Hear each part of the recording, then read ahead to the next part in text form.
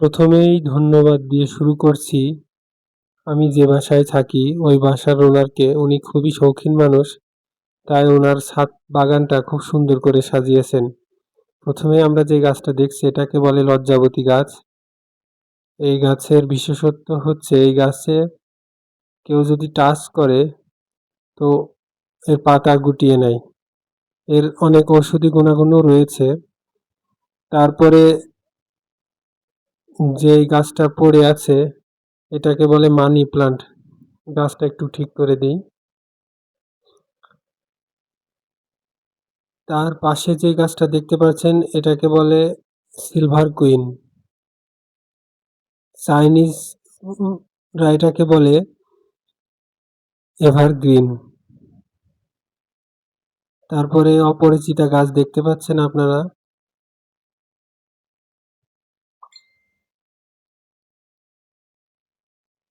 এটাকে আমাদের গ্রামের ভাষায় বলে মোরগ বাঁকা। লজ্জাবতী গাছের পাশে আরেকটা গাছ ছিল, ওটাকে বলে স্নেক প্লান্ট। তারপর যে গাছের সাথে পরিচয় করে দিতে চাই সেটা হচ্ছে এটাকে বলে ঝাল গাছ।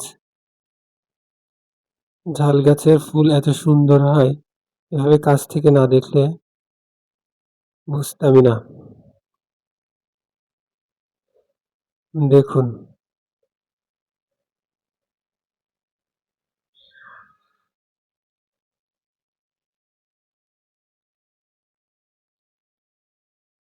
এই ছাদে অনেকগুলো গাছ আছে যেগুলোর নাম আমি আগে জানতাম না। এটাও একটা প্লান্ট, বনসাই কোয়ালিটির।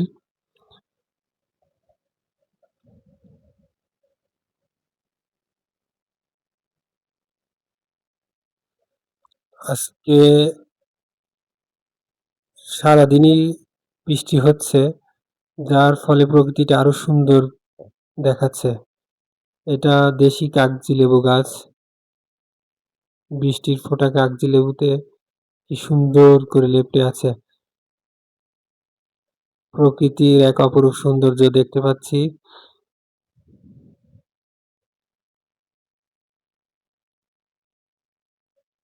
তারপর যে গাছটার সাথে পরিচয় করিয়ে দেব, এটা একটা সুস্বাদু ফলের গাছ।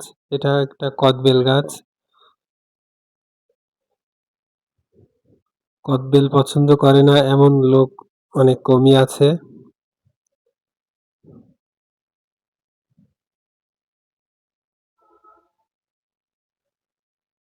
তারপর এটা হচ্ছে আতা গাছ।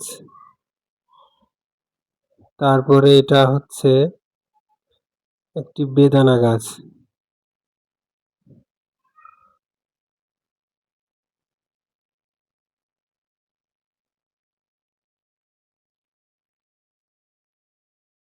এটি একটি মাল্টা গাছ। তারপরে আমার সবচেয়ে পছন্দের একটি গাছ, সেটা হচ্ছে ঊর্ধ্বমুখী ঝাল গাছ। এটি যখন কাঁচা থাকে তখন কালো ধূসর রঙের হয়, যখন পাকে তখন লাল রং ধারণ করে।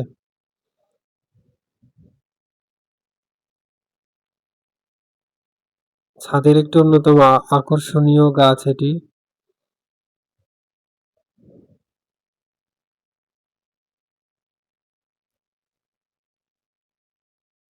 তারপরে দেখছি একটি ছোট বনসাই কোয়ালিটির ফুল গাছ।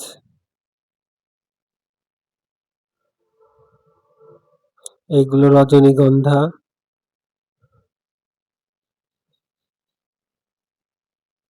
তারপরে এটা হচ্ছে মেহেদি গাছ। পাতা ঝরে গিয়ে নতুন পাতা গজিয়েছে এবং বৃষ্টির পরে গাছটা আর সৌন্দর্য আরো বৃদ্ধি হয়েছে।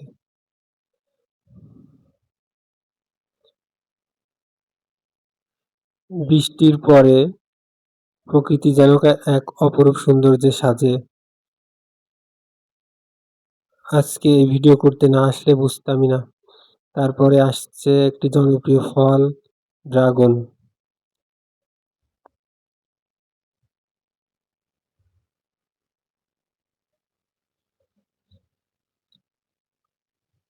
ড্রাগন ফল সবারই পছন্দ, অনেকেরই ম্যাক্সিমাম লোকেরই পছন্দ। তারপর পুঁইশাক বাগান। আসলে ইচ্ছা থাকলে